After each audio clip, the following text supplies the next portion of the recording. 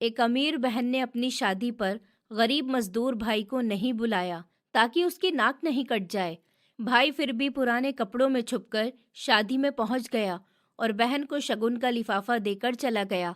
बहन ने सबके सामने उस लिफाफे को फाड़कर फेंक दिया, पर उसमें से पैसों के चेक की जगह एक पुरानी रसीद निकली। तो उसकी बहन दहाड़े मार मार कर रोने लगी, क्योंकि उस रसीद पर लिखा हुआ था कि मैं मायूस होकर फैक्ट्री से बाहर आया था। मुझे अपने मालिक से बहुत उम्मीद थी कि आज मुझे 3 लाख रुपए का कर्जा मिल जाएगा। मैं अपनी बहन के लिए एक भारी सा गिफ्ट लेकर जाऊंगा, पर मालिक ने मुझे साफ मना कर दिया था कि वो मुझे इतनी बड़ी रकम का कर्जा नहीं दे सकता है। हाँ, कम से कम अगर 30,000 की बात है तो वो तुम ले सकते हो। उसको भी तुम्हें 1 महीने में वापस करना होगा। मैं इतने कम पैसों का क्या करता। मेरी बहन की शादी थी। जिंदगी में उसने अपने आप को बनाने के लिए बहुत मेहनत की थी और मेरा फर्ज बनता था कि मैं उसकी मदद करता। लेकिन आखिरी मौके पर मुझे मालिक ने हरी झंडी दिखाकर मना कर दिया था। अब मैं उनको भी कसूरवार नहीं ठहरा सकता था। ये उनकी परेशानी नहीं थी, वो तो मेरी बहन थी। उसकी शादी मुझे ही करवानी थी। मैं अपनी बहन की जिम्मेदारी किसी और के सर पर नहीं डाल सकता था। अभी मैंने कुछ ही कदम चले थे कि जब अचानक से किसी ने मेरा नाम पुकारा था। सक्षम भाई, सुनो, रुको। मैं एकदम से रुक गया था और पलटकर देखा। मेरे मोहल्ले का एक ही आदमी मेरे सामने से भागता हुआ आ रहा था। उसको देखकर अभी मैं कुछ कहता, उससे पहले ही वो मेरी तरफ हाथ बढ़ाते हुए बोला कि बहुत बहुत मुबारक हो आपको, आपकी बहन की शादी। मुझे यकीन ही नहीं आ रहा कि तुम्हारी बहन ने इतने बड़े घराने में शादी की है। उसकी बात सुनकर मैंने हैरानी से उसका चेहरा देखा था और एकदम से बोला कि अभी उसकी शादी नहीं हुई, सिर्फ तारीख तय हुई है। शादी में अभी वक्त है। जबकि वो एकदम बोला, क्या हो गया है भाई, कल ही तो बारात थी, हम सबको बुलाया गया था। मेरी पत्नी भी खूब तैयार होकर गई थी। तुम्हारी बहन ने बहुत पैसा लगाया है। तुम कहीं नजर नहीं आए थे, इसलिए सोचा कि तुम्हें रास्ते में ही मुबारकबाद दे देता हूँ। उसकी बात सुनकर ऐसा लगा था कि जैसे मेरे कदमों के नीचे से जमीन ही निकल गई हो। भूमि का मैसेज मेरे पास आया था। उसने शादी की तारीख अगले हफ्ते की बताई थी। तो क्या वो मुझे अपनी शादी में बुलाना नहीं चाहती थी? ये सोच मेरे दिमाग में आते ही एकदम मेरी आंखें नम हो गई थी। पर मैंने उस आदमी के सामने बिल्कुल भी अपने जज्बात उभरने नहीं दिए। उसको मुबारकबाद देकर मैं खामोशी से घर की तरफ मुड़ गया था। जिस दिन से मेरी बहन ने नौकरी करना शुरू की थी, उस दिन से ही हम दोनों के बीच एक दीवार खड़ी हो गई थी। उसका कहना था, मेरी एक रेपुटेशन है। अगर किसी को पता चला कि मेरा भाई एक मामूली सी फैक्ट्री में नौकरी करता है तो बहुत बदनामी होगी और मेरी बेइज्जती होगी। इसलिए तुम मुझसे दूर ही रहा करो। पर मैं सोच भी नहीं सकता था कि वो मेरे बिना अपनी शादी कर लेगी। मैं सीधा अपने घर जाना चाहता था, पर अचानक से आधे रास्ते में ही मेरी पत्नी की कॉल आ गई थी। मैंने फोन रिसीव कर लिया। दूसरी तरफ से उसकी घबराई हुई सी आवाज सुनाई दी, सक्षम, आप जल्दी से घर आ जाइए। हमारी बेटी जीने से गिर गई है। उसके सर पर बहुत चोट आई है। मैं यहाँ पास के क्लिनिक में चली गई थी, पर वो किसी के भी संभलने में नहीं आ रही है। बस रो रो कर आपको ही पुकार रही है, बार बार, कि पापा को बुलाओ। अपनी पत्नी की ये बात सुनकर मेरे हाथ पांव एकदम से घबराहट में ठंडे पड़ गए थे। मैं बिना कुछ भी सोचे समझे अपने घर की तरफ भागने लगा। मैं जल्दी से अपने अलग घर में पहुंच गया, जहां मैं अपनी पत्नी और 2 बच्चों के साथ रहता था। अंदर दाखिल हुआ तो मेरी पत्नी के रोने की आवाजें आ रही थी। हमारा घर लोगों से भरा हुआ था। मैं अंदर ही चला गया और अपनी बेटी को देखकर मेरे कदमों के नीचे से जमीन निकल गई। वो बिस्तर पर सर पर पट्टी बांध कर लेटी हुई थी। हाथ पर भी पट्टी बंधी हुई थी। उसको काफी गहरी चोट आई थी। मैं फौरन से उसकी तरफ बढ़ने लगा। मुझे देखते ही वो रोना शुरू हो गई थी। मेरी पत्नी की हालत भी यही थी। मोहल्ले वाले, मेरी पत्नी के मायके वाले, सभी यहाँ मौजूद थे। अगर कोई नहीं था तो सिर्फ मेरी माँ और मेरी बहन, पर न ही मेरा बाप आया था। मैंने अपनी पत्नी को देखकर नरमी से पूछा कि मम्मी को बताया है तुमने इस बारे में?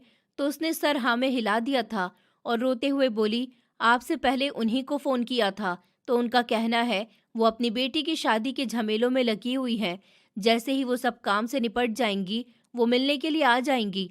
जबकि मैंने बिना कुछ भी कहे अपनी बेटी को अपनी बाहों में छुपा लिया था। मैं किसी से क्या ही शिकायत करता जब मेरी अपनी सगी बहन ने मुझे शादी में नहीं पूछा था। मेरी माँ को मैं एक बार याद नहीं आया कितनी अजीब बात है ना, गरीबी इंसान को इतना दूर कर देती है। ये सोचकर ही मेरी आत्मा कांप उठी थी। फिर काफी देर तक मैं अपनी बेटी के पास ही बैठा रहा। वहां मौजूद सब लोगों का मैंने शुक्रिया करा था कि वो लोग वक्त रहते यहाँ पहुंच गए थे और मेरी पत्नी का साथ दिया, जबकि वो सभी मुझे दिलासा देकर गए थे। अरे सक्षम भाई, आपको किसी भी चीज की जरूरत हो तो हमें बुला लेना, हम हाजिर हो जाएंगे। इसमें परेशानी की कोई भी बात नहीं है। आप लोग हमारे अपने ही हैं। उनकी इस बात से मेरा दिल भर आया था। जो लोग मेरे अपने नहीं थे, वो मुझसे इतनी हमदर्दी कर रहे थे और मेरे अपनों ने मुझे अपना भी नहीं समझा। लेकिन मैं क्या ही किसी से कुछ कहता। फिर कुछ ही देर में हमारा पूरा घर खाली हो गया था। मेरी बेटी दवाइयों के असर की वजह से गहरी नींद में सोने लगी। फिर मैंने ऊपर वाले का बहुत शुक्र किया था। उसके बाद अभी मैं उठकर बाहर आया ही था जब मेरी पत्नी फौरन से मेरे पीछे पीछे आ गई। मेरा इरादा अब मुंह हाथ धोकर अपनी मम्मी के घर की तरफ जाने का था। मैं उनसे ये पूछना चाहता था कि आखिर उन्होंने मेरे साथ ऐसा सुलूक क्यों किया। आखिर क्यों उन्होंने मुझे मेरी ही बहन की बारात में नहीं पूछा। मैं अपनी माँ से झगड़ा कर सकता था। अभी मैं मुंह धोने के लिए नल के पास ही आया था जब मेरी पत्नी भी मेरे पास आकर खड़ी हो गई और बहुत परेशानी भरे लहजे में मुझसे बोली कि क्या बात है, आप जब से आए हैं आपका चेहरा बहुत उतरा हुआ सा लग रहा है। आपने गुड़िया को प्यार भी नहीं किया ठीक से, कोई बात हो गई है क्या? ये बात सुनकर मैंने एक नज़र अपनी पत्नी के चेहरे के ऊपर डाली थी और अचानक से ही मेरा दिल भर आया। मैं बिना कुछ भी कहे उसके गले लगकर रोना शुरू हो गया था। इंसान जब किसी से प्यार करता है, खास करके अपने बहन भाइयों से और अपनी तरफ से, ऐसे दिल दुखाने वाली बातें होती हैं तो तकलीफ महसूस होती ही है। मैंने रोते हुए अपनी पत्नी को बताया था कि मेरी बहन शादी कर चुकी है और उसने मुझे बारात में भी नहीं बुलाया, सिर्फ इसलिए कि मैं गरीब हूँ और वो अमीर हो गई है। लेकिन ये गलत बात है। लोगों में बातें होती हैं।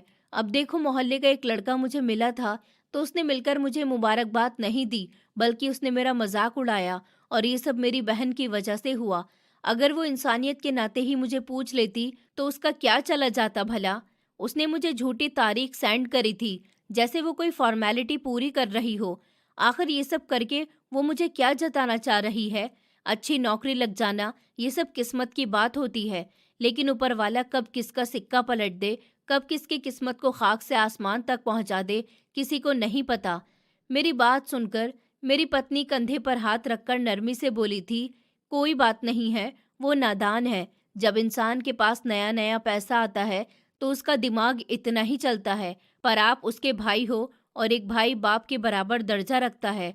अब आपका ये फर्ज है कि आप उनके पास जाइए। हमने जो उनके लिए थोड़ा बहुत कुछ जोड़ा था, आप उनको देकर आ जाइए।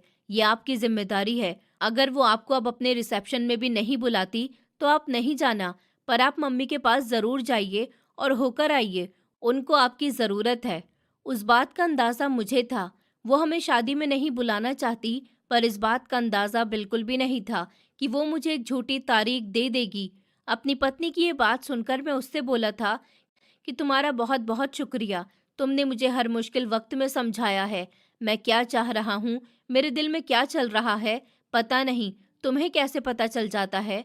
मेरी बात सुनकर वो फौरन से बोली, हम दोनों एक दूसरे के हम सफ़र हैं, एक दूसरे के लाइफ पार्टनर हैं और एक पार्टनर दूसरे की तकलीफ पहचान ही जाता है। आप हाथ मुंह धो लीजिए, जब तक मैं सब तोहफों को एक तरफ कर देती हूँ जो हमें उसको देना था।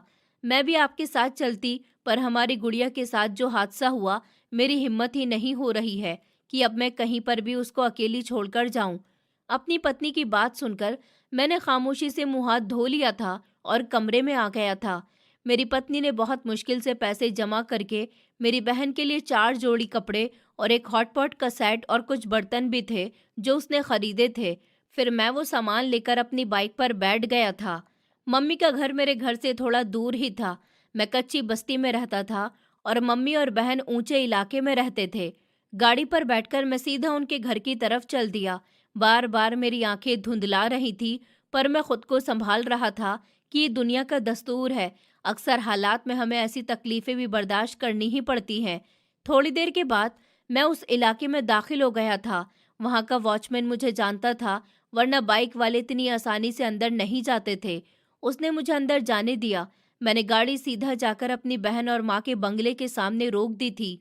गाड़ी को बाहर ही खड़ा करके मैं सामान लिए अंदर चला गया था। ये 4 जोड़ी कपड़े और हॉटपॉट का सेट और कुछ बर्तन मुझे मामूली से लग रहे थे।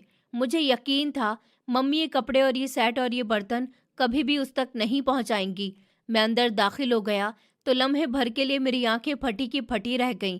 इतने आलीशान तरीके से घर को सजाया गया था कि पल भर के लिए मेरा दिल और ज्यादा उदास हो गया था। क्या मैं इतना ज्यादा गैर हूँ कि इतने सब तैयारी करने के बाद भी मुझे शादी में नहीं पूछा गया? मैं अब खामोशी से अंदर दाखिल हो गया था। हर तरफ मेहमान ही मेहमान मौजूद थे। मैं सीधा अपनी माँ के कमरे में चला गया। मुझे पता था अगर मम्मी मेहमानों के पास भी हुई तो किसी न किसी नौकर के जरिए उनको पता चल जाएगा और वो वहां पर आ जाएंगी। मेरे सोचने के बिल्कुल ठीक मुताबिक 10 मिनट के बाद मम्मी वहां पर आ गई थी। उनके चेहरे की हवाइयां उड़ी हुई थी। जरूर वो मुझे यहाँ पर देखकर हैरान हो गई थी। वो जैसे ही अंदर दाखिल हुई, मैं अपनी जगह से खड़ा हो गया था और उनको देखते हुए बोला कि बहुत बहुत मुबारक हो आपको, आपकी बेटी की शादी। कि आपको अपना बेटा एक बार भी याद नहीं आया? आपने मुझे शादी की तारीख भी गलत बताई थी। आखिर मैंने ऐसा क्या कर दिया जो आपने मेरे साथ ऐसा किया? मैं गरीब हूँ। क्या गरीब होना इतनी बड़ी सजा होती है? मैंने आज तक आपके सामने हाथ नहीं फैलाया, कभी आपके सामने अपनी तकलीफ नहीं बताई। अगर मैं ये सब आपके साथ में करता तब आप मुझे अपना बेटा कहती? क्या तब मेरी बहन अपनी शादी में मुझे बुलाती? ये कहते कहते मेरी आंखों में आंसू आ गए थे। मेरी तड़प देखकर मेरी माँ फौरन से मेरे पास आ गई और मेरे चेहरे पर हाथ रखते हुए बोली कि मैं जानती हूँ तुम्हें तकलीफ हुई होगी, पर बेटा मैं क्या करूँ? मैं खुद इसके सहारे पर यहाँ पर रह रही हूँ। अगर तुम जिंदगी में कामयाब हो जाते, पैसा कमा लेते, तो कभी भी ये नौबत ही नहीं आती। तुम्हारी बहन भी क्या करे? हजारों रिश्तेदार आते हैं, उसके काम करने वाले आते हैं। अगर सब तुम्हें देखते तो तरह तरह की बातें बनाई जाती कि उसका भाई इतना गरीब है, शायद इसलिए उसने ये फैसला किया था कि तुम्हें शादी में नहीं बुलाया जाए। पर तुम परेशान नहीं हो, रिसेप्शन में तुम जरूर आना कल को, और मैं उसको देख लूंगी। अगर उसने किसी भी तरह का ड्रामा करने की कोशिश करी तो मैं उसका दिमाग ठीक कर दूंगी। बस अब बहुत हो गया। तुम भाई हो उसके, तुम्हारा शादी में होना बहुत जरूरी है। हमारे खानदान के सब लोग यही पूछ रहे थे जो तुम्हें जानते हैं, और सभी ने तुम्हारा ही जिक्र किया। छोटी बहन समझकर माफ कर देना बेटा उसको, और दिल पर ज्यादा बोझ नहीं डालना। तुम्हारी बेटी की तबीयत कैसी है अब? मेरे पास तुम्हारी पत्नी का फोन तो आया था, उसी ने मुझे बताया था। उनकी बात सुनकर मैंने कोई भी जवाब नहीं दिया। अगर उनको मेरी बेटी का इतना ही ख्याल था तो वो देखने के लिए घर पर क्यों नहीं आई? मुझे इस तरह से यहाँ उसकी तबीयत के बारे में पूछ रही थी जैसे बस एक फॉर्मेलिटी पूरी कर रही हूँ। क्या दादी ऐसी ही होती हैं? दादी का प्यार इतना फीका होता है? मैंने सिर्फ वो 4 जोड़ी कपड़े और हॉटपॉट का सेट और बर्तन आगे बढ़ा दिए और उनसे नरमी से बोला, मैं अपनी हैसियत के मुताबिक उसके लिए इतना ही लेकर आया हूँ जितना मुझसे हो सका था, मैंने किया, और आप उसको मेरी तरफ से ये दे देना। मैं रिसेप्शन में ज़रूर शामिल होऊंगा। वो मेरी बहन है। जबकि वो अचानक से बोली कि इसकी कोई ज़रूरत नहीं थी, ऊपर वाले का दिया हुआ सब कुछ है हमारे पास। वो अपने बलबूते पर सब सामान लेकर गई है। तुम्हारा बाप भी कोई काम नहीं करता, तुमने भी कुछ नहीं किया था। लेकिन बस अब क्या ही बोलूं। अचानक से मम्मी का व्यवहार बदलने लगा। मैं जानता था कि वो मुझे ताने मार रही हैं कि मैं अपनी जिंदगी में कुछ नहीं कर सका, मगर मैंने बिल्कुल भी ये जाहिर नहीं होने दिया, बल्कि बर्दाश्त करते हुए बोला कि जी माँ, मैं समझ सकता हूँ, आप माँ हैं और अपनी बेटी की कमाई पर जिंदगी गुजार रही हैं, तो आप उसकी साइड तो लेंगी ही। खैर, मैं कुछ भी ज्यादा नहीं बोल रहा। भूमि से आप इस बारे में बात कर लेना कि रिसेप्शन वाले दिन कोई नया तमाशा नहीं खड़ा कर ले। और रिसेप्शन पक्का कल ही है ना? कभी आप फिर से मुझे कोई झूठी तारीख बता रही हो और मैं कल चला जाऊं और वहां फंक्शन भी हो चुका हो। मेरी बात सुनकर वो बोली कि अरे नहीं नहीं, मैं तुम्हें कार्ड दे देती हूँ ना, तुम आ जाना, मैं उससे बात भी कर लूंगी। ये कहकर उन्होंने दराज से कार्ड निकाला था और मेरी तरफ बढ़ा दिया, जबकि मैंने अब एक नज़र उस कार्ड पर डाली थी जिस जगह पर रिसेप्शन होना था। वो बहुत ही आलीशान जगह थी। ज़रूर मेरी बहन ने जिससे भी शादी की है वो बहुत ही अमीर आदमी है। मम्मी को नमस्ते करके मैं वहां से बाहर आ गया था। अभी गाड़ी कुछ ही दूर गई थी जब मुझे मेरी बहन की कार आती हुई नजर आई थी। जरूर वो अपने पति के साथ मम्मी से मिलने के लिए आई थी। मेरा दिल अजीब सी बेचैनी से परेशान हो रहा था। क्या मैं इससे एक बार मुलाकात कर लूं? क्या वो मुझसे मिलेगी? फिर कुछ सोचकर मैंने अपनी बाइक को दोबारा से अपने घर की तरफ बढ़ा दिया। गाड़ी को बाहर ही रोककर मैं कदम ब कदम चलता हुआ अंदर चला गया था। लॉन में बहुत से लोग उसके आसपास जमा हो गए थे। मेरी नज़र जैसे ही उसके बराबर में खड़े दूल्हे के ऊपर गई तो एकदम मेरा दिल धक से रह गया था। उसकी उम्र देखने से ही पता चल रही थी कि वो मेरी बहन से दुगनी उम्र का है। क्या वो पागल हो गई थी जो इतने बड़े आदमी से शादी करने की ज़रूरत पड़ गई? अब मेरा दिल और भारी हो गया था, पर मैं अपने आप को संभालकर उनकी तरफ बढ़ गया। जैसे ही मेरी माँ की नज़र मुझ पर पड़ी तो उनके चेहरे के होशो हवास उड़ गए थे। यकीनन मेरी बहन अपने पति से मुझे नहीं मिलाना चाहती थी। एक पल के लिए दिल में ख्याल पैदा हुआ कि मैं यहाँ से लौट जाता हूँ, बिना वजह बात बढ़ जाएगी, पर मैंने ऐसा नहीं किया था। इतने पास पहुंचकर मैं उससे मिले बिना नहीं जाना चाहता था। यानी कि मैंने गहरी सांस ली थी और उसको पुकारा था, भूमि, तुम अपने भाई से नहीं मिलोगी क्या? मेरी बात सुनकर वो झटके से पलटी थी और मुझे देखते ही उसके चेहरे पर दुनिया जहां का गुस्सा आ गया था। मैं कुछ कहता इससे पहले ही वो बोली कि तुम यहाँ क्यों आए हो? मम्मी ने तुम्हें शादी का बता दिया है क्या? मैंने उनको मना भी किया था, तुम्हें इन्फॉर्म नहीं किया जाए। मैं तुम्हें अपनी शादी में नहीं बुलाना चाहती। उसकी बात सुनकर मैं फौरन से बोला, पर मैं तुम्हारा भाई हूँ, क्या अपने भाई से एक बार गले भी नहीं मिलोगी तुम? अपनी जिंदगी का तुमने इतना बड़ा फैसला कर लिया, क्या मुझे एक बार मुबारकबाद भी नहीं देने दोगी? हाँ, मैं मानता हूँ मैं तुम्हारे लिए कुछ भी नहीं कर पाया, पर मैं तुमसे बहुत ज्यादा प्यार करता हूँ, तुम्हारे लिए जान भी दे सकता हूँ। मेरी बात सुनकर वो बोली, न तुम मेरे लिए जान दे सकते हो और न तुम मेरे लिए कुछ कर सकते हो। तुम सिर्फ और सिर्फ सबके सामने मेरा मजाक बनवा सकते हो। अब जाओ यहाँ से, मिल लिया ना, देख लिया ना मुझे, मिल गई तुम्हें खुशी? अब निकलो यहाँ से, ये मेरा घर है, तुम्हारे बाप या तुम्हारी माँ का नहीं है। मेरा दिल उस वक्त ऐसा लगता था जैसे कहीं अंदर ही डूब गया हो। मैं बेयकीनी नजरों से अपनी बहन को देख रहा था, जिस बहन को मैंने अपने हाथों से चलना सिखाया था, जिसको अपने हाथों से खाना खिलाया था। आज वो मुझे कह रही थी कि इस घर से चले जाओ। मेरी नजरें एकदम उसके पति के ऊपर गई थी, जो मुस्कुराकर मुझे ही देख रहा था। न जाने क्यों एक पल के लिए मुझे ऐसा महसूस हुआ था कि उस आदमी को कहीं तो देखा है, मगर मैं बिना कुछ भी कहे घर से बाहर आ गया था। जब वो मुझसे मिलना ही नहीं चाहती, मैं खड़े होकर क्या कहता? बिना कुछ भी कहे मैंने अपनी बाइक स्टार्ट कर दी थी और अपने घर की तरफ निकलने लगा, पर मेरी आंखों से आंसू बहना शुरू हो गए थे। एक मर्द यहाँ पर आकर बिल्कुल टूट जाता है जब उसका खानदान उसके खिलाफ हो जाए, उसकी गरीबी का मजाक उड़ाया जाए। रोते रोते मैं अपने घर के पास आ गया था। पास पहुंचकर मैंने अपने आंसू साफ कर दिए और गाड़ी अंदर ही ले आया था। मेरी गाड़ी की आवाज़ सुनकर मेरी बेटी और बेटा दोनों बाहर आ गए थे। अपनी बेटी को अपने पाँव पर खड़ा हुआ देखकर मुझे कुछ तसल्ली मिली थी और लम्हे भर के लिए मैं अपना दुख कहीं भूल ही गया, पर गाड़ी से उतरकर उसके गले से लग गया था, उसके माथे पर प्यार किया, जबकि वो मासूम लहजे में बोली, पापा, मम्मी बता रही थी कि आप दादी की तरफ गए थे, हमें भी लेकर जाते ना, बुआ की शादी हो रही है, हम उनको बधाई देकर आते और मैं उनको चॉकलेट भी देती। जबकि एक बार फिर से मेरी आंखें नम हो गई थी, पर मैंने खुद को संभाल लिया था और खामोशी से अपनी बेटी को गोद में उठाए हुए कमरे में आ गया। मेरी पत्नी पूजा कर रही थी।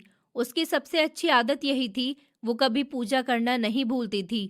उसकी वजह से ही मेरा छोटा सा घर शायद खुशियों से भरा हुआ था, लेकिन आज मेरा दिल बहुत उदास हो रहा था। मैं चुपचाप एक तरफ बैठ गया। मेरी बेटी और बेटा छोटी छोटी बातें मुझसे कर रहे थे, मगर सिवाय हाँ हूँ के मैं कोई और जवाब नहीं दे पा रहा था। मेरा दिमाग सिर्फ मेरी बहन की बातों में और उसके व्यवहार में ही उलझा हुआ था। अगर मैंने उसको सच्चाई बताई तो उसके दिल पर फिर क्या बीतेगी? मैं सिर्फ इतना सोच रहा था। आज जिस जगह पर वो है, अगर उसकी हकीकत पता चल गई तो उसके दिल पर क्या गुजरेगी? और मेरा दिमाग सिर्फ और सिर्फ उसके पति की तरफ ही लगा हुआ था। बार बार मेरा दिमाग मुझे इस बात की खबर दे रहा था, तुम्हारी मुलाकात उसके पति से पहले हुई है, लेकिन कहाँ पर और कैसे, ये बात मुझे बिल्कुल भी याद नहीं आ रही थी। कुछ लम्हे बाद मेरी पत्नी ने जब अपनी पूजा पूरी करी और हम तीनों के पास आकर हमारी आरती की, जबकि मैं खामोशी से उसको ही देख रहा था। मेरे चेहरे से ही वो मेरी तकलीफ को समझ गई थी। बच्चों को दूसरे कमरे में भेजकर वो मेरे पास आकर बैठ गई थी। मैं कुछ कहता उससे पहले ही वो बोली कि मैं जानती हूँ आपकी अपनी बहन से बहस हुई है, आपने वो कपड़े और सेट दे दिया है ना उनको? उसके पूछने पर मैंने सर को हाँ में हिला दिया। वो और बोली कि रिसेप्शन कब है, कुछ पता चला आपको, या फिर उनका रिसेप्शन भी हो चुका है? तब मैं उसकी बात सुनकर संजीदगी से बोला कि कल रिसेप्शन है, मगर मेरा इरादा वहां जाने का बिल्कुल भी नहीं है। वो मुझे पसंद ही नहीं करती, मेरी शक्ल तक देखना नहीं चाहती है, उसको मुझसे कोई प्यार नहीं है। उसकी नज़र में मैं बहुत बड़ा गुनाहगार हूँ, लेकिन मैं क्या करूँ? मेरे पास कोई रास्ता भी तो नहीं है कि मैं उसके लिए कुछ और कर सकूँ। मुझसे जितना हो सकता है मैंने किया है। मैंने कोशिश भी की थी कि मुझे 3 लाख रुपए का कर्जा मिल जाए, पर मालिक ने मना कर दिया कि वो इतनी बड़ी रकम नहीं दे सकते। मैंने उसके लिए अपनी ज़िंदगी दांव पर लगाई है, मगर वो समझती ही नहीं है। मेरी बात सुनकर मेरी पत्नी बोली कि आपने अपनी बहन को अपनी कुर्बानी का नहीं बताया है क्या? जब आप अपनी बहन को अपनी कुर्बानी का बताएंगे, तब वो आपको अपना लेगी और इस बात को अच्छे से समझ जाएगी कि आप उनसे कितना प्यार करते हैं। ये दुनिया ऐसी ही है, जब तक हम किसी के लिए कुछ नहीं करते, तो वो हमारे लिए कुछ सोचता भी नहीं है।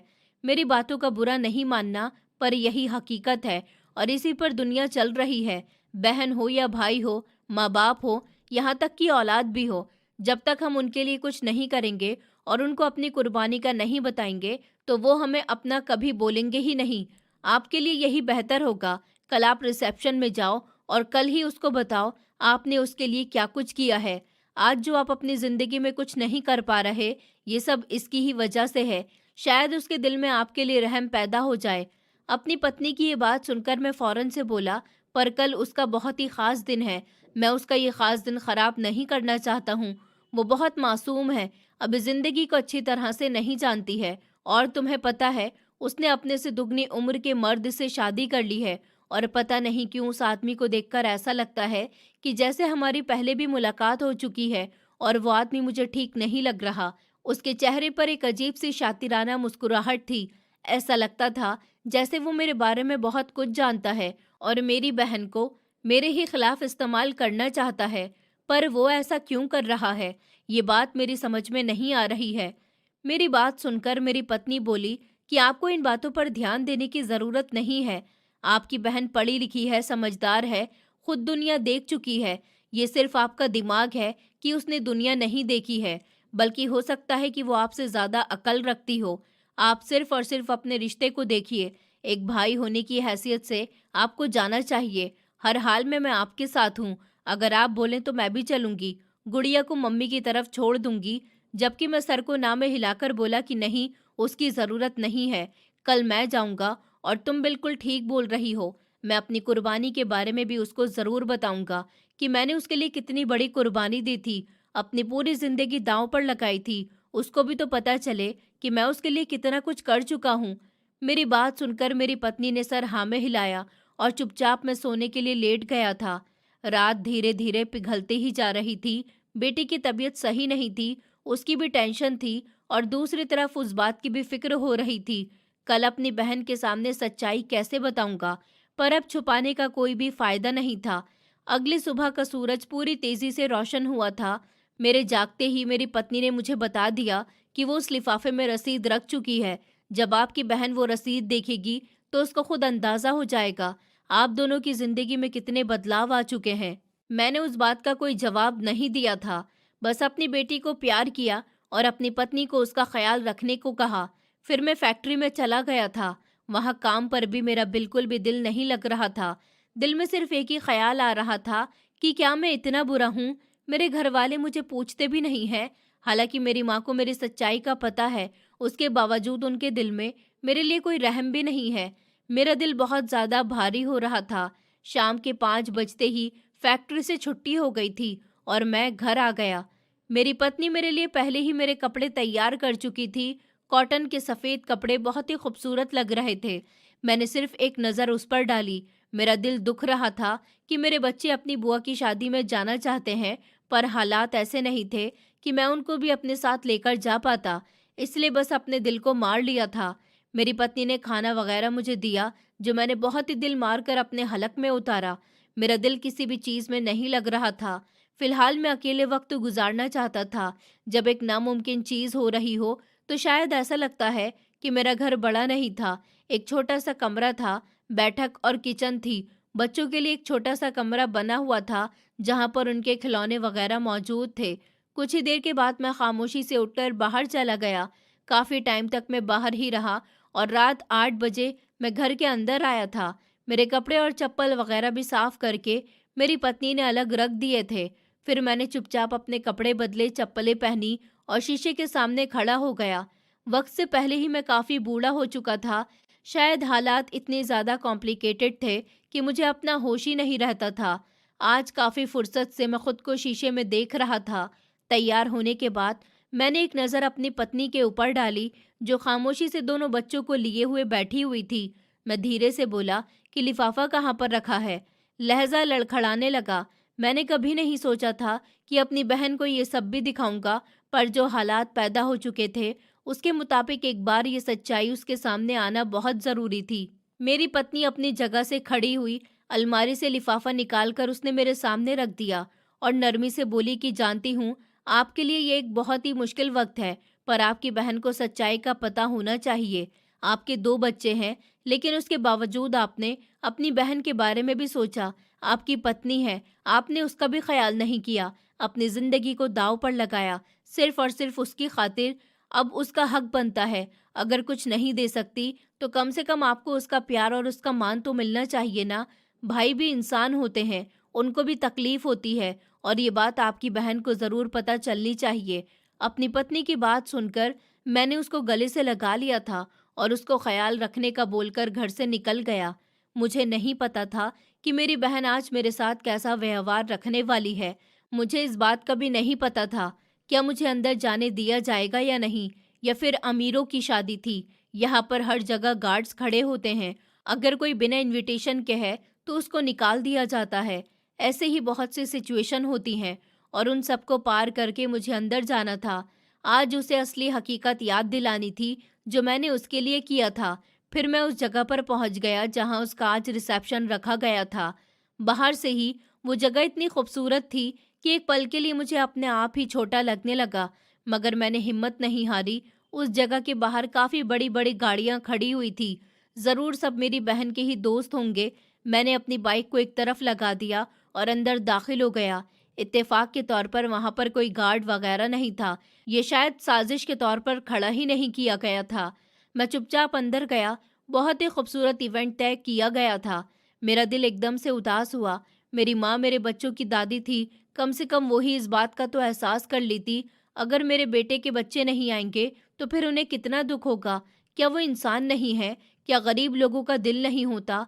मेरे दिमाग में कई तरह के ख्याल आ रहे थे, पर मैंने हर ख्याल को झटक दिया। नज़र अब स्टेज के ऊपर गई थी। मेरी बहन अपने पति के साथ खड़ी हुई फोटो खिंचवा रही थी। मेरा दिल बहुत ज़्यादा भारी हो रहा था। आखिर वो इतनी कम उम्र और उसने इतनी बड़ी उम्र की मर्द से शादी क्यों करी? ये सब करके उसको क्या हासिल हुआ? वो दोनों पति पत्नी कम और बाप बेटी ज़्यादा लग रहे थे, मगर मैंने उस बात को भी पी लिया। अब वो उसकी पत्नी थी, उसकी हमसफ़र थी। मैं ऐसा सोच भी नहीं सकता था। मैंने जेब से लिफाफा बाहर निकाला और अपने कदम स्टेज की तरफ बढ़ा दिए। अभी भी मेरे दिल में बार बार यही सब ख्याल आ रहे थे कि मुझे ये नहीं करना चाहिए, मुझे लौट जाना चाहिए, ये सही नहीं है। पर मेरी पत्नी की बात भी ठीक थी। आप भी इंसान हो, आप भी उसके प्यार के हकदार हो, उसको सच्चाई पता होना चाहिए। कब तक आप इतनी बड़ी सच्चाई को छुपा कर रखोगे? जब आपकी माँ को एहसास नहीं है तो कम से कम आपकी बहन को तो एहसास होना चाहिए ना। आपने कोई छोटी कुर्बानी नहीं दी है। मैंने अपने दिल को समझा लिया और स्टेज के पास आ गया था। वो फोटो खिंचवाने में लगी हुई थी, इसलिए उसकी नज़र मेरे ऊपर नहीं गई। तकरीबन 10 मिनट के बाद वो लोग फोटो सेशन से फ्री हुए थे। मैं अब स्टेज पर चढ़ गया था। उसकी नज़र जैसे ही मेरे ऊपर गई, वो एकदम से अपनी जगह से खड़ी हो गई। मुझे पता था वो अब बदतमीजी करेगी, लोग मेरी तरफ देखने लगेंगे। मेरा दिल जोर से धड़कने लगा था और मैं यही तमाशा नहीं चाहता था।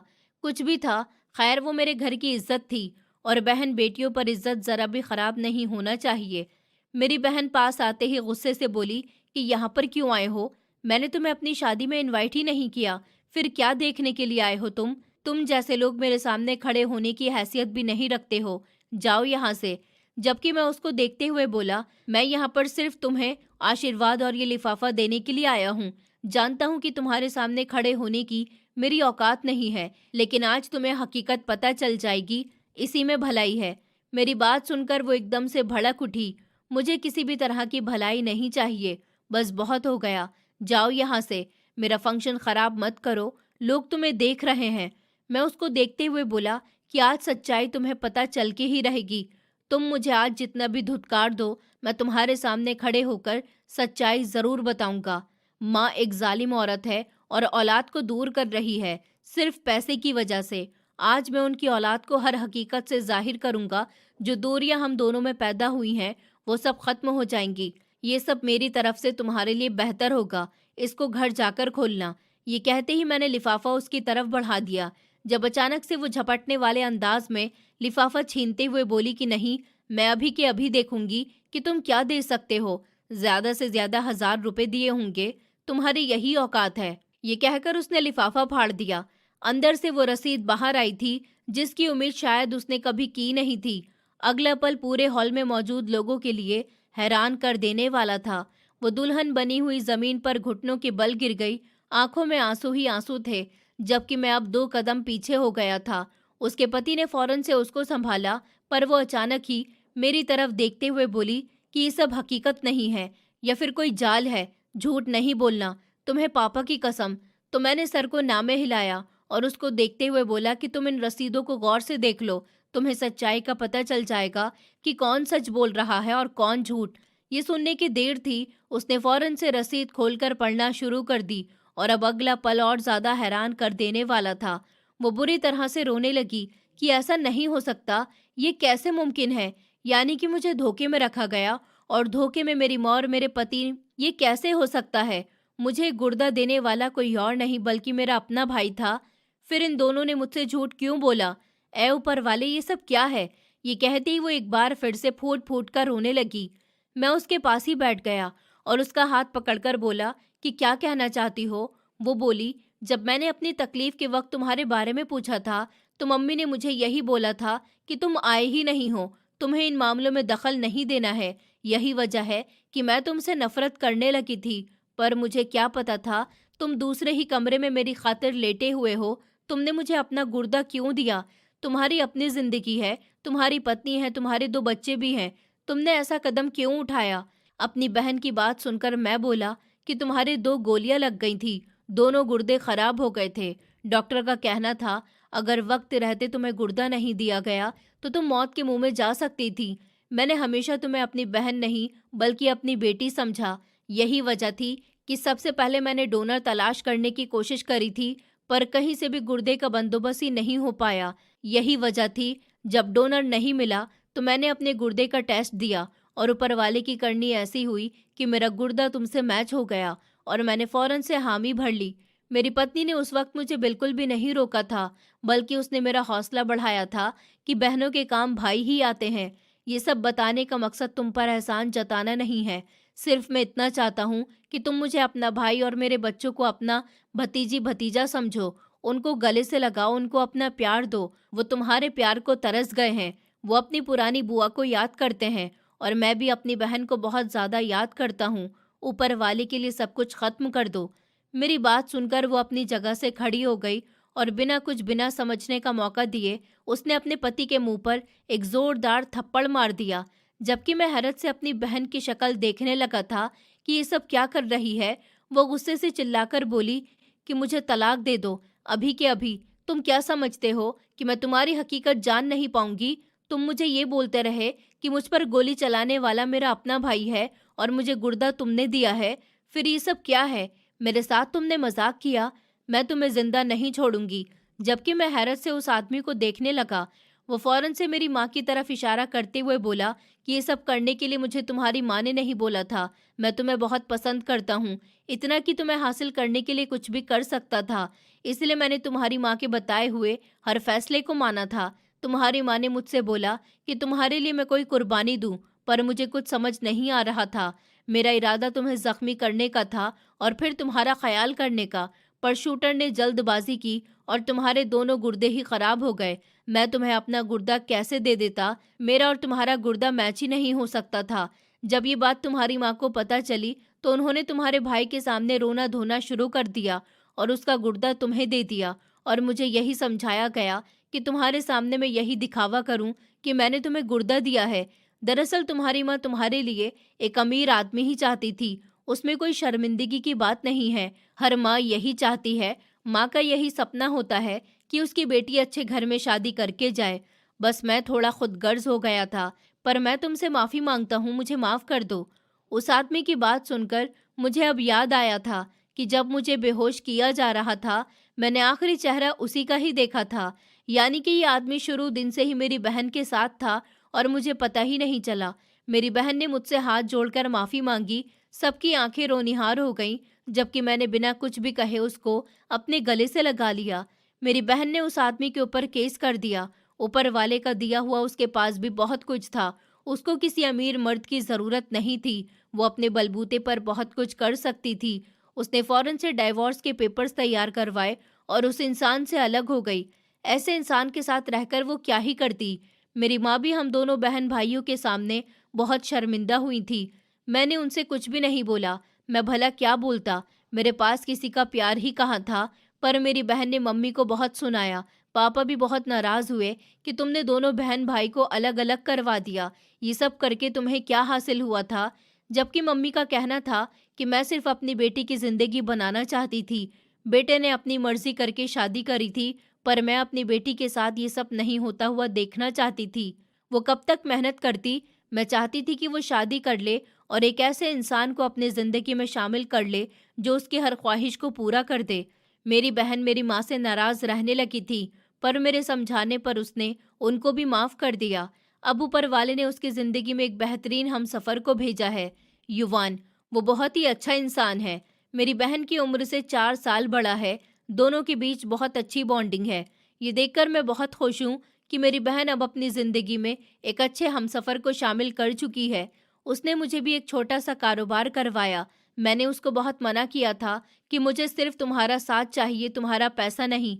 पर उसका कहना था कि जब किसी एक भाई के पास पैसा होता है तो वो अपनी बहन पर लगाता है। अगर बहन के पास है तो वो भी अपने भाई पर लगा सकती है। तुम मेरा इतना साथ दे सकते हो तो क्या मैं तुम्हारा साथ नहीं दे सकती हूँ? तुमने मेरी खातिर अपनी जान की भी परवाह नहीं करी, तो क्या मैं तुम्हें सिर्फ एक कारोबार नहीं करवा सकती? हम दोनों बहन भाई बहुत खुश हैं।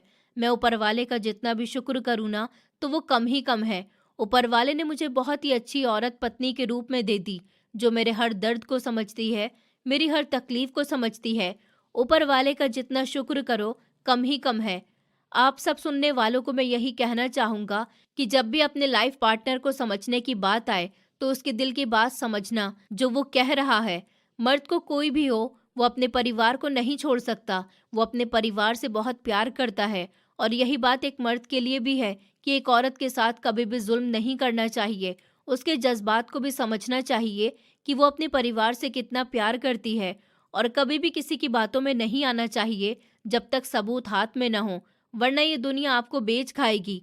उस दिन के बाद सब कुछ एक झटके में तो ठीक नहीं हुआ था। सच्चाई सामने आ जाने से रिश्ते बच तो जाते हैं, लेकिन उनमें आई दरारें भरने में ज़रा वक्त लगता है। मेरी बहन कुछ दिनों तक बिल्कुल खामोश रहने लगी थी। बाहर से वो मजबूत दिखती थी, लेकिन मैं जानता था उसके अंदर बहुत कुछ टूट चुका था। जिस आदमी को वो अपना हमसफ़र समझ बैठी थी, वही उसकी ज़िंदगी की सबसे बड़ी साजिश का हिस्सा निकला, और जिस माँ पर उसने आंखें बंद करके भरोसा किया था, वही उसकी ज़िंदगी का फैसला पैसों के तराजू में तोल रही थी। एक शाम वो खुद मेरे छोटे से घर पर आई। मेरी बेटी दरवाज़ा खोलते ही खुशी से चिल्लाई, बुआ आ गई। उसकी आवाज़ सुनकर मेरा दिल भर आया। इतने सालों में पहली बार मेरे घर में रिश्ते की खुशबू आई थी। मेरी बहन ने घर के अंदर कदम रखा। चारों तरफ छोटा सा कमरा, कोने में रसोई, दीवार पर टंगी पुरानी घड़ी, बच्चों के खिलौनों का छोटा सा कोना। वो सब देखती रही। उसकी आंखों में आंसू थे, लेकिन इस बार शर्म के नहीं, एहसास के थे। फिर वो धीमे से बोली, भैया, आपने कभी मुझे अपनी हालत क्यों नहीं दिखाई? मैंने शांति से जवाब दिया, क्योंकि भाई अपनी तकलीफ बहन के सामने नहीं रखता, वो उसे हमेशा खुश देखना चाहता है। उसने मेरी पत्नी का हाथ पकड़ा और कहा कि भाभी, आपने बहुत बड़ा दिल दिखाया। अगर आप उस वक्त सक्षम का साथ ना देती तो मैं आज जिंदा नहीं होती। मेरी पत्नी ने बस मुस्कुराकर कहा कि रिश्ते निभाने के लिए कुर्बानी करनी पड़ती है, और बहन के लिए भाई खड़ा ना हो तो फिर कौन होगा। उस दिन हम तीनों देर रात तक बैठे रहे। पहली बार सब कुछ खुलकर बोला गया, न कोई शिकायत, न कोई झूठ, न कोई दिखावा। लेकिन जिंदगी सिर्फ भावनाओं से नहीं चलती, असली इम्तिहान अभी बाकी थी। कुछ महीनों बाद मेरे कारोबार में अचानक गिरावट आने लगी। जिस सप्लायर से मैं माल लेता था, उसने अचानक दाम बढ़ा दिए। बाजार में कंपटीशन भी बढ़ गई थी। कई रातें ऐसी बीती जब मैं चुपचाप बैठा हिसाब लगाता रहता था और समझ नहीं आता था कि आगे कैसे बढ़ूं। मैंने बहन से इस बारे में कुछ नहीं कहा। मैं नहीं चाहता था कि उसे लगे कि वो जो मदद कर रही है वो कम है। मैं खुद अपने पैरों पर खड़ा होना चाहता था, लेकिन बहन को शायद मेरी चुप्पी पड़ना आ गया था। एक दिन वो अचानक अपने पति युवान के साथ आई। युवान ने कहा, सक्षम भाई, कारोबार में उतार चढ़ाव आते रहते हैं। आपने अपनी जिंदगी का सबसे बड़ा फैसला बिना डरे लिया, तो छोटे छोटे जोखिम से क्यों डरते हैं? उसने मुझे नए तरीके से कारोबार चलाने का सुझाव दिया। ऑनलाइन ऑर्डर, होम डिलीवरी और छोटे नंबर पर ऐड। शुरुआत में मुझे समझ नहीं आया, लेकिन उन्होंने हौसले से हर बात समझाई। धीरे धीरे काम में सुधार आने लगा, ऑर्डर बढ़ने लगे, मेरा कॉन्फिडेंस भी लौट आया। उधर माँ पहले जैसी नहीं रही, वो अक्सर अकेली बैठी रहती। एक दिन मैं खुद उनके पास गया। मैंने कहा, माँ, अगर आप सच में पछता रही हैं तो हमें अलग मत होने दीजिए। घर टूटता है तो सबसे ज्यादा दर्द माँ को ही होता है। माँ रो पड़ी। उन्होंने पहली बार कहा कि मैंने बेटी की खुशी के लिए गलत रास्ता चुना। मैंने सोचा था कि पैसा सब कुछ ठीक कर देगा, लेकिन मैं भूल गई कि रिश्तों की नींव भरोसे पर टिकती है। उस दिन मैंने माँ को गले लगाया। मेरे अंदर कोई गुस्सा बचा ही नहीं था। शायद वक्त ने सब जला दिया था। समय के साथ मेरी बहन ने अपनी जिंदगी में एक नया चैप्टर शुरू किया। युवान ने उसे हमेशा इज्जत दी। उन्होंने कभी उसके अतीत का जिक्र तक नहीं किया। धीरे धीरे उसके चेहरे पर फिर से मुस्कान लौट आई। एक साल बाद मेरी बहन ने एक और बड़ा कदम उठाया। उसने किडनी मरीजों के लिए जागरूकता अभियान शुरू किया और जगह जगह जाकर अपनी कहानी सुनाती थी।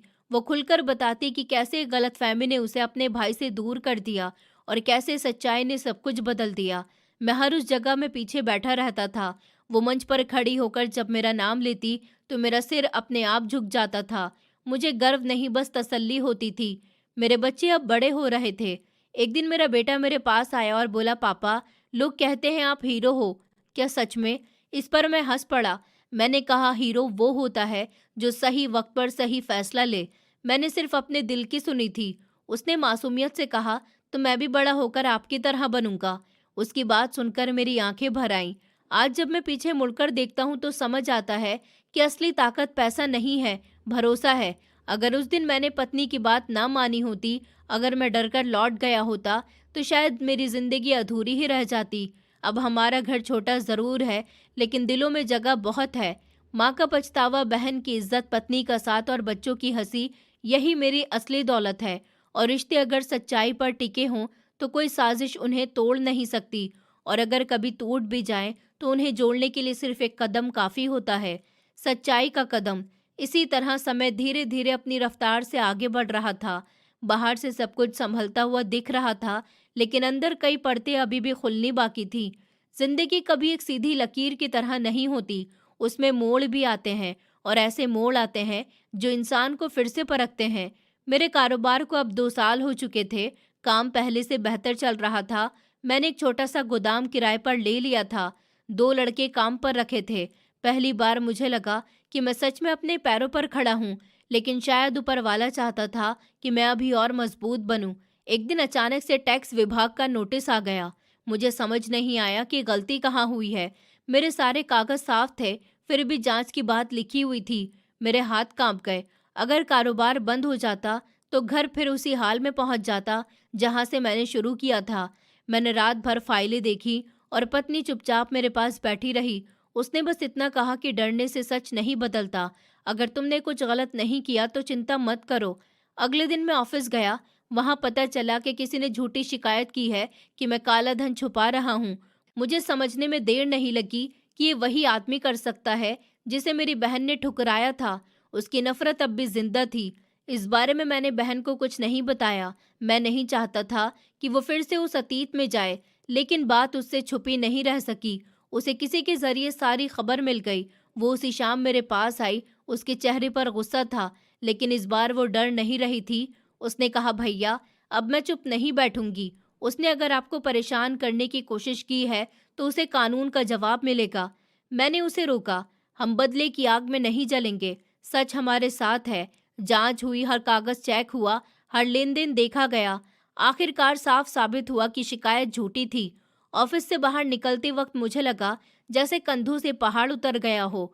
उस दिन मैंने महसूस किया कि इंसान को गिराने की कोशिश करने वाले हमेशा मिलेंगे, लेकिन अगर नींव साफ हो तो इमारत गिरती नहीं। इसी बीच एक और मोड़ आया। मेरी सेहत धीरे धीरे कमजोर पड़ने लगी थी। डॉक्टर ने बताया कि एक किडनी के सहारे जिंदगी आम रह सकती है, लेकिन मुझे ज्यादा मेहनत और टेंशन से बचना होगा। ये सुनकर मेरे अंदर हल्की सी घबराहट हुई। मैं अपने बच्चों को बड़ा होते देखना चाहता था। मैं उनके साथ लंबा सफर तय करना चाहता था। मैंने घर आकर किसी को कुछ नहीं बताया, लेकिन पत्नी ने मेरी रिपोर्ट पढ़ ली।